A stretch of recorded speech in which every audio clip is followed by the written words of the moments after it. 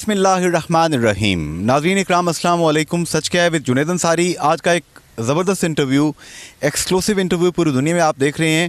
آزاد کشمیر کا سب سے اہم محکمہ جسے میں سمجھتا ہوں، دل سے یقین رکھتا ہوں، وہ جنگلات کا محکمہ ہے. اور اس کے جو وزیر ہیں ان کا انٹرویو آپ نے پہلے بھی دیکھا جو میں نے آپ کی خدمت میں پیش کیا. آج بھی میرپور میں آپ نے ایک کھلی کچہری لگائی جہاں پر بہت کم شیریں اور بہت زیادہ تلخ باتیں ہوئیں، لیکن ان کے چہرے پہ نہ تو شکن آئی اور نہ ہی ان کے چہرے کی مسکراہٹ کہیں پر گم ہوئی. میر اکبر صاحب، اتنی کڑوی کڑوی باتیں سن کے اگر مجھے کوئی سنائے، میرا یا تو بلڈ پریشر جو ہے وہ شوٹ کر جائے تو یا پھر میں جواباً ترکی بہ ترکی جواب دوں. آپ نے نہ ترکی بہ ترکی جواب دیا، نہ آپ کی مسکراہٹ کہیں گئی. وجہ؟ سب سے پہلے تو انصاری صاحب میں آپ کا شکر گزار ہوں کہ جب کبھی بھی آتے ہیں تو ہمارا یہ آواز جو ہے نا دنیا تک پہنچاتے ہیں. ہمارا مقصد ہی تلخ اور ترش باتیں سننے کے لیے آتے ہیں. لوگوں کے جو اندر کی بات ہے وہ باہر نکلتی ہے اور ہمیں خوشی ہوتی ہے اور ہم اس کو مثبت لیتے ہیں. ہم اس کو کسی اور نقطہ نظر سے نہیں لیتے. جو آدمی اپنے جذبات کا اظہار کرتا ہے اس میں 100% شاید نہ ہو، لیکن کافی حد تک وہ اپنے جذبات کا اظہار کرتا ہے تو اس کو ہم مثبت نقطہ نظر سے لیتے ہیں اور اس سے اصلاح احوال کرتے ہیں، اپنے ڈپارٹمنٹ کو اصلاح احوال کرتے ہیں اور جو ہماری اپنی کمی پیشی ہے اس کو درست کرتے ہیں. تو یہ ہم آتے ہی اسی لیے ہیں. کھلی کچہری لگانے کا مقصد ہی یہی ہے کہ جو لوگوں کے احساسات ہیں، جذبات ہیں، لوگوں کی پرابلم ہیں، مشکلات ہیں، اور ان کا ہمیں علم ہونا چاہیے. تو یہ تو بہت خوشی کی بات ہے. اس سے بھی تلخ بات کریں تو تب بھی ہم بالکل خندہ پشینے سے سنیں گے اور اس کا حل نکالیں گے، اس کا حل کریں گے انشاءاللہ. جی، آپ نے گزشتہ انٹرویو میں 3 4 5 جملے ایسے کہے کہ جو سوشل میڈیا پہ بہت زیادہ وائرل ہوئے. اب بھی لوگ اس کو ہزاروں کی تعداد میں دیکھ چکے ہیں، شیئر کر چکے ہیں. آپ نے کہا تھا کہ آپ اپنے پریمیئر پہ راجہ فاروق حیدر خان صاحب پہ فخر کر سکتے ہیں کہ وہ آنکھوں میں آنکھیں ڈال کے بات کرتے ہیں، وہ کہیں پر بھی جھکتے نہیں ہے، وہ کشمیریوں کے وقار کی بات کرتے ہیں. سر، یہ چند سال کا عرصہ جو گزر چکا ہے، اس کے بعد بھی آپ کیا سمجھتے ہیں کہ یہ ہوئے وقار قائم ہے؟ دیکھیں، ہم جو بات کہتے ہیں اس کو عملی نقطہ نظر سے دیکھیں. ایک تو یہ ہوتا ہے نا کہ ہم گپ شپ کرتے ہیں، ہم نے وہ چیزیں عملی طور پہ کی ہیں. میں آپ کو سامنے 2-3 چیزیں آپ کے سامنے رکھتا ہوں کہ یہ جو قرارداد ختم نبوت ہے، یہ آج سے 40 نہیں 45 سال پہلے اس کو جو ہے نا یہ قرارداد منظور ہوئی تھی. 45 سال تک اس کو قانون کی شکل، آئینی شکل دینے میں کسی کو ہمت اور جرت نہیں ہوئی. آخر کوئی مشکلات تو تھیں نا. پہلی دفعہ راجہ فاروق حیدر صاحب تشریف لائے اور انہوں نے آ کے اس قرارداد کو عملی جامہ پہنایا ہے. یہ کوئی معمولی بات نہیں ہے، اور اگر یہ جرت کی بات ہے، یہ بڑی ہمت کی بات ہے، اور پھر وہ جذبہ ہونا چاہیے. جو بات آدمی کہتا ہے اس پہ عمل کرتے ہیں. دوسری گزارش یہ ہے جی کہ آپ دیکھ لیں کہ اس وقت جو آئینی ترمیم آ رہی ہے، یہ ترمیم تو جب سے ہم بنے اس الجھن میں پھنسے ہوئے ہیں، اور اس آئینی ترمیم کو پایا تکمیل تک پہنچانے کے لیے یہ بیڑا بھی فاروق حیدر صاحب نے ہی اٹھایا ہے نا. اس سے پہلے بھی تو لوگ کہنے والے بہت کچھ کہتے تھے. یہاں آپ کے پرائم منسٹر ادھر کے بھی رہتے ہو کر گئے، وہ بھی گفتگو بڑی زبردست کرتے تھے. لیکن ذرا عملی طور پر مجھے بتائیں کہ انہوں نے اس کے اوپر عمل کس حد تک کیے.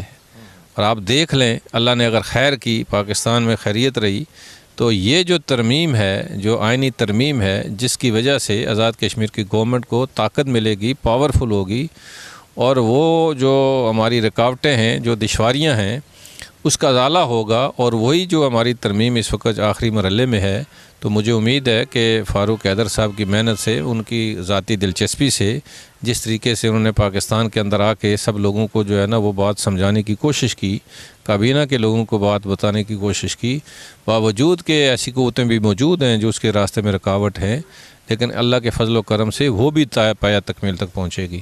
تیسری بات آپ ذرا دیکھیں کہ آزاد کشمیر کے اندر PSC کا جو حشر تھا، جو اس کا طریقہ کار تھا، آپ دیکھ لیں کہ وہاں تو بندر بانٹ تھی. PSC کے اندر جو لوگ بیٹھتے تھے اپنے چاچا بھتیجا کنبہ قبیلہ علاقہ دیکھتے تھے. پہلی دفعہ یہ PSC بنی ہے کہ جس کے اندر ایک فل فلیج 4 اسٹار جنرل بیٹھا ہے، اور اس کے نیچے ایسے میں سمجھتا ہوں کہ اچھے لوگ انہوں نے جو ہے نا چوز کیے ہیں. نہ قبیلہ ہے، نہ برادری ہے، ان کی اہلیت اور صلاحیت کے اوپر ان کو جو ہے نا چوز کیا ہے.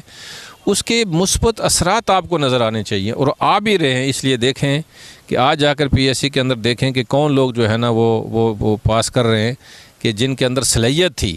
غریب ترین لوگ ہیں جن کا کوئی پیچھا نہیں ہے، جن کا کوئی وارث نہیں ہے، جن کے سیاسی بیک گراؤنڈ نہیں ہے۔ تو اس کا مطلب یہ ہے کہ یہ کام کرنا کوئی آسان آدمی کے بس کی بات نہیں ہے۔ پھر آپ دیکھیں کہ یہ جو ہماری این ٹی ایس ہے، کوئی بھی سیاسی کارکن یہ کبھی بھی یہ بات قبول کرنے کے لیے تیار نہیں تھا۔ ماضی میں سپریم کورٹ نے حکم دیا، گزشتہ حکومت کو یہ جرت نہیں ہو سکی کہ وہ جو ہے نا این ٹی ایس نافذ کر سکے۔ پہلی دفعہ فاروق حیدر صاحب کی حکومت نے جو ہے نا این ٹی ایس نافذ کیا، جس کی وجہ سے پڑھے لکھے لوگ، حقدار لوگ، میرٹ کے اوپر لوگ جو ہے نا ابھی وہ جو ہے نا ان کی جو ہے انڈیکٹ ہو رہے ہیں۔ تو میں سمجھتا ہوں کہ یہ وہ کام ہے کہ وہ فاروق حیدر کو اس کا کریڈٹ، فاروق حیدر صاحب کو اس کا کریڈٹ جا رہا ہے، جانا چاہیے، یہ حقیقت ہے، اس کو کوئی جھٹلا نہیں سکتا۔ بالکل صحیح۔ یہاں پہ سر محکمہ جنگلات کے آپ کے جو آفیسرز ہیں، انہوں نے یہاں پہ بریفنگ رکھی، دیگر باتیں یہاں پہ ہوئیں، لوگوں کے جو جذبات ہیں، سم اپ اگر میں کروں، لوگوں کو یہاں پہ لکڑی کے حوالے سے لوگوں نے سوال کیے کہ وسائل پورے کشمیر کے وسائل ہیں، بجلی اگر منگلا ڈیم میں پیدا ہوتی ہے، ہم تو عرصہ دراز سے ہم کہتے ہیں کہ پورے کشمیر کے لیے جو ہے سبسڈی ہونی چاہیے یا اس کے اندر کوئی نہ کوئی فائدہ ہونا چاہیے۔ تو لکڑی کے حوالے سے لوگوں نے یہاں پہ مطالبہ کیا کہ میرپور کے لوگوں کو لکڑی ملنی چاہیے جیسے مظفر آباد نیلم میں مل رہی ہے۔ سر آپ نے بڑا پازیٹیو جواب دیا، میں چاہتا ہوں وہ پوری دنیا تک پہنچے۔ گزارش یہ ہے کہ جو قومی چیزیں ہیں نا وہ ساری قوم کی مشترکہ ہوتی ہیں۔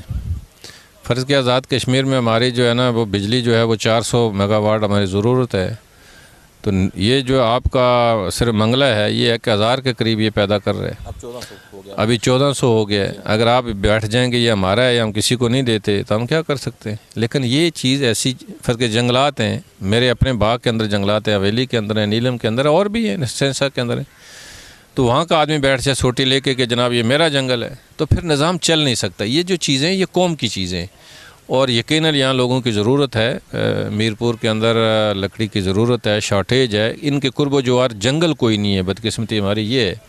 تو ہم انشاءاللہ اس کے لیے کوشش کر رہے ہیں کہ ان کو بھی وہی فیسلٹیز ملنی چاہیے جو باغ میں مل رہی ہے، جو حویلی میں مل رہی ہے، جو مظفر آباد میں مل رہی ہے۔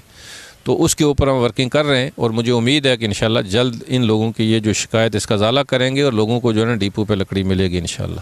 آپ نے فشریز کے حوالے سے بھی یہاں پر مختلف احباب نے جو شکایت کی، ان کی وہ درست فہمی تھی یا غلط فہمی، میں اس بات میں نہیں جاتا، لیکن آپ نے یہاں پہ وائلڈ لائف والوں کو ہدایات جاری کی کہ میرپور کے لوگوں کو جو بھی کوٹا مقرر کیا گیا ہے مچھلی کا وہ ان کو ملنا چاہیے۔ میں چاہتا ہوں وہ بات بھی آپ ذرا دنیا تک اگر پہنچا دیں تو بہتر ہے۔ گزارش یہ ہے کہ جو فشریز کا مسئلہ ماضی میں بڑا الجھ گیا تھا، اور ماضی میں ٹھیکے بھی ایسے ہوتے تھے کہ اس کی کوئی ایسی شرائط نہیں تھی۔ آپ نے دیکھا کہ ماضی میں جو ٹھیکیدار صاحب تھے، میں کوئی ان کی ذات پہ بات نہیں کرتا، لیکن وہ مچھلی بھی اٹھا کے لے گئے اور پیسے بھی ہمارے کھا کے چلے گئے۔ یہ پہلی دفعہ جو ہے آپ کے منگلا کے جو فشریز کے متعلق جو ہے ہم نے ڈسیژن کیا ہے کہ جتنا ہمارا ٹینڈر ہوگا اس کا جو حصہ سال کا بنے گا وہ پہلے گورنمنٹ کے خزانے میں جمع ہوگا، پھر ان کو الاؤ کریں گے، اور اس کے اوپر عمل ہو رہا ہے۔ اس وقت 3 کروڑ 33 لاکھ روپیہ انہوں نے جو ہے نا گورنمنٹ کے خزانے میں جمع کیے ہے، اور 1 کروڑ روپیہ ان کی زر ضمانت اس وقت جو ہے نا وہ بینک میں موجود ہے۔ پھر جا کر جو ہے نا انہوں نے جو ایک تو یہ اللہ کے فضل سے ہم نے وہ کرپشن کے راستے سارے روکے، دوسری جو لوگوں کی یہاں جائز ضرورت ہے وہ میں نے یہاں فیصلہ کیا کہ ہماری یہاں کمیٹی بیٹھے گی، قیمت کا بھی تعین دیکھے گی، اور اس کے علاوہ ہماری ترجیح یہ ہے کہ سب سے پہلے منگلا کے قرب و جوار میں میرپور کے اندر جو ان کی ضرورت ہے، یہ کیوں کراچی کی مچھلی یہاں استعمال کرے اور ہماری باہر جائے، اور جو ضرورت ہمارے لوگوں کی یہاں ہے سب سے پہلے اس کو پوری کریں، اس کے بعد جو بچتی ہے تو اس کو جو ہے نا پھر وہ سیل کریں آگے جہاں تک جانا چاہتے ہو۔ اس کے لیے ہم انشاءاللہ اس کا پیرا بھی دیں گے۔ آپ نے ایک بریکنگ نیوز دی ہے، تمام لوگوں نے بھی بڑا اس کو نوٹ کیا ہوگا، لیکن میں چاہتا ہوں کہ آپ یہاں پہ وہ بتا دیں۔ 24,000 کنال رقبہ محکمہ جنگلات کا، اسٹیٹ کا، گویا اسٹیٹ کے عوام کا، اس پہ یہاں پہ قبضہ مافیا قبضہ کر چکا ہے سر۔ تو پچھلی حکومت نے یہ جو کچھ کیا ہے، یہ غلط آرڈرز دیے صاحب۔ 24,000 کنال، یہ اربوں روپے کی پراپرٹی ہے جس پہ قبضہ کیا گیا ہے، یہ واگزار کون کرائے گا؟ گزارش یہ ہے جی کہ یہ بڑی بدقسمتی ہے، اور اگر میرپور کے لوگ اس کی طرف توجہ نہیں دیں گے تو یہ ایسے حالات میں ڈل جائیں گے کہ کل اس کا آنے والا راستہ ہی نہیں ہوگا، اور آنے والی نسلیں بھی آپ کو معاف نہیں کریں گی۔ कहने का मकसद ये है कि जो हमारी प्रॉपर्टी से मुराद जो महकमा जंगलात की प्रॉपर्टी थी, जहाँ पर सब्ज़ा लगाया जाता है, जहाँ दरख्त लगाया जाता है, उसकी वजह से हमारा क्लाइमेट के अंदर बड़ा असर पड़ता है। देखें ये मीरपुर के अंदर जो ये शिद्दत गर्मी की आ रही है, अगर यहाँ पर आपके इर्द गिर्द से ये सारा इलाका ही खंडर बन जाएगा और उसके अंदर से दरख्त सारे उखेड़ के वहाँ सिमट कर लेंगे, ज़ाहिर है जो आप लोग लेते हैं जंगलात से बाहर लेते हैं तो वहाँ सड़कें बनाते हैं, बिल्डिंगें बनाते हैं, प्लाजे बनाते हैं ना, वो तो सिमट के पहाड़ खड़े करते हैं जहाँ पर दरख्त होना चाहिए। और दरख्त जो है ना ज़िंदगी के लिए जितना उसकी अहमियत है शायद किसी और चीज़ की नहीं है। मेरे नोटिस में अभी ये बात आई है कि 3,000-3,500 कनाल रकबा जो था, जो हमारा फॉरेस्ट का रकबा था, वो किसी न किसी शक्ल में फ़र्ज़ के 2,000 कनाल 4,000 कनाल आपने किसी कॉलेज को दे दिया, किसी यूनिवर्सिटी को दे दिया, किसी स्कूल को दे दिया, किसी अस्पताल को दे दिया। वेयर एज़ के और इसके अलावा और भी रकबा जात तो मौजूद हैं, खालसा जात मौजूद हैं, यहाँ आपकी मलिका और बहुत से ऐसे इलाके हैं। ये जो ट्रेंड मीरपुर के अंदर चला है, ये मीरपुरियों के लिए कल मैं समझता हूँ कि मुश्किल का पेश खैमा है, इसके ऊपर इनको खुसूसी देखना चाहिए। हम इंशाल्लाह कोशिश करेंगे, मैंने अपने डिपार्टमेंट को हदायत की है कि ये इसके लिए तहरीक करें और हम आइंदा के लिए तो इंशाल्लाह अल्लाह ने खैर की, जब तक हम यहाँ बैठे हैं कोशिश करेंगे कि ये रवायात इसमें कमी आ जाए, ख़त्म हो जाए।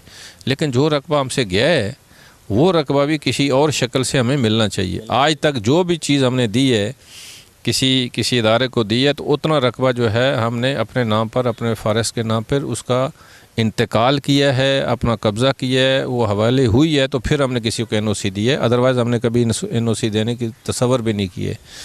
यहाँ पे आखिरी सवाल सर, चूँकि आपके कमिटमेंट्स काफ़ी ज़्यादा हैं, चंद एक दिनों से हम बहुत ही अजीब व गरीब चीज़ें देख रहे हैं। कश्मीरी कौम जो है, जम्मू कश्मीर के लोग जो हैं, ये वैल्यूज़ वाले लोग हैं, फैमिली सिस्टम है यहाँ पे, एक दूसरे की कदर करते हैं। किसी की अगर तनकीद भी किसी पे की जाती है, हम देखते रहे हैं कि अदब आदाब का एक दायरा होता था जिसके अंदर रह के बात की जाती थी। हम देख रहे हैं पाकिस्तान में ख्वाजा आसिफ साहब, एहसन इकबाल साहब, फिर मियां मोहम्मद नवाज शरीफ साहब, फिर इमरान खान साहब, अलीम खान साहब। सर ये जो एक नेगेटिव ट्रैफिक चल पड़ी है, आप इसका ज़िम्मेदार किसे समझते हैं और क्या तमाम पार्टीज़ को मिल बैठ के एक चार्टर मुकर्रर नहीं करना चाहिए कि ये बाउंड्री ऐसे हम अबूर नहीं करेंगे? ये बड़ी बदकिस्मती है कि सियासत के अंदर ये गाल गलोच जो आ गया है। देखें, तनकीद हर आदमी का हक़ है, तनकीद अपोजिशन करती है, लेकिन वो एक तरीके सलीके से करती है, वो अल्फाज का बेहतर चुनाव करती है और अपना मैसेज पहुंचाती है। लेकिन ये जिस तरीके से अभी हमारी लीडरशिप जो है, आप देख लें, मैं किसी का नाम लूँ तो मुनासिब नहीं है, लेकिन पाकिस्तान के अंदर जो हो रहा है वो बहुत ही बदकिस्मती। अल्लाह का करम है आज़ाद कश्मीर के अंदर ये ट्रेंड नहीं है। आप देखें, यहाँ सरदार कयूम साहब रहे, सिकंदर अयाज साहब रहे, KH खुर्शीद रहे, सरदार इब्राहिम खान रहे, मुजाहिद अव्वल रहे, इस तरह के लोग रहे। वो तनकीद भी करते थे, लेकिन कभी किसी की ज़ात पर किसी के इंसल्ट कभी भी नहीं करते थे। वो बावकार लोग थे, सियासत के उन्होंने एक रवायात कायम की हैं। यहाँ भी कमी पेशी थोड़ी बहुत ही हो रही है, लेकिन पाकिस्तान के अंदर जो कुछ हो रहा है ये किसी तौर पर आप देखें उसका क्या रिज़ल्ट निकला। अभी लोगों ने जूते उठा के मारना शुरू कर दिए, कभी किसी को मारना शुरू कर दिया, कल को 6 आदमी कुछ लोगों ने जूते उठा के मार दिए। अगर आप इस तरह का माहौल पैदा करेंगे तो ये माहौल इनके लिए मुनासिब भी नहीं है और ये पाकिस्तान के अंदर मैं समझता हूँ कि ये तरह ख़त्म होनी चाहिए। और ये जो ज़बान इस्तेमाल की जा रही है, ख़ुसूसन एक जो हमारे लीडर हैं जो अभी इस इक़्तिदार की वो ख्वाब देख रहे हैं कि हम जल्द पहुँचें, जो रास्ता उन्होंने इख्तियार किया है मेरे ख़्याल में वो बड़ा बदकिस्मत है, वो रास्ता कभी मंजिल पे पहुँचेगा ही नहीं। जी, हकीमुल उम्मत अल्लामा मोहम्मद इकबाल रहमतुल्लाह अलैह का शेर है कि शजर है फ़िरका आराई तासुब है समर इसका, शजर है फ़िरका आराई तासुब है समर इसका, ये वो फल है कि जन्नत से निकलवाता है आदम को।